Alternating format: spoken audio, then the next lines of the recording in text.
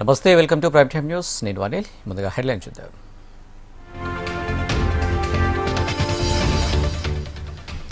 రెండో విడత పద్మ పురస్కారాల ప్రధానోత్సవం. అవార్డులు అందుకున్న 56 మంది ప్రముఖులు.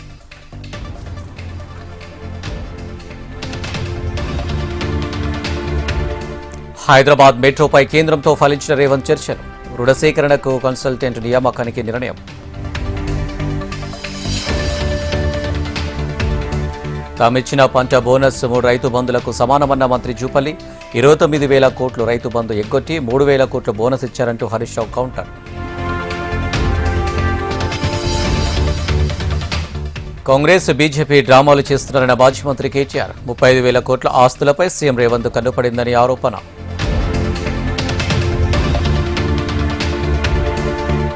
ఎస్ఐఆర్ ప్రక్రియపై బీఆర్ఎస్ కాంగ్రెస్ ప్రజలను తప్పుదోవ పట్టిస్తున్నాయి. నిజమైన ఓటర్లకు ఎలాంటి నష్టం ఉండబోదన్న బీజేపీ చీఫ్ రామచంద్రరావు.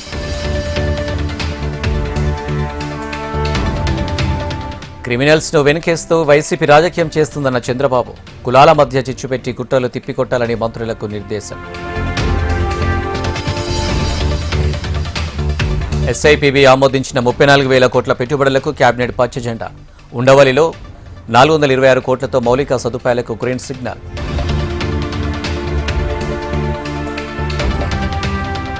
కొలిజియం నిర్ణయాల్లో జోక్యం చేసుకోబోమన్న సుప్రీంకోర్టు. జడ్జిల ఎంపిక విధానం న్యాయ సమీక్షకు అతీతమని స్పష్టీకరణ.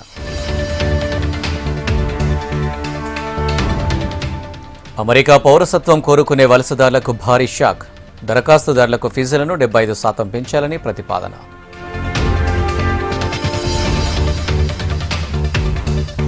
పశ్చిమాసియాలో శాంతి పునరుద్ధరణపై ట్రంప్ కీలక వ్యాఖ్యలు. ఇరాన్ తమను గౌరవిస్తున్నంత కాలం సమస్య ఉండదని వెల్లడి.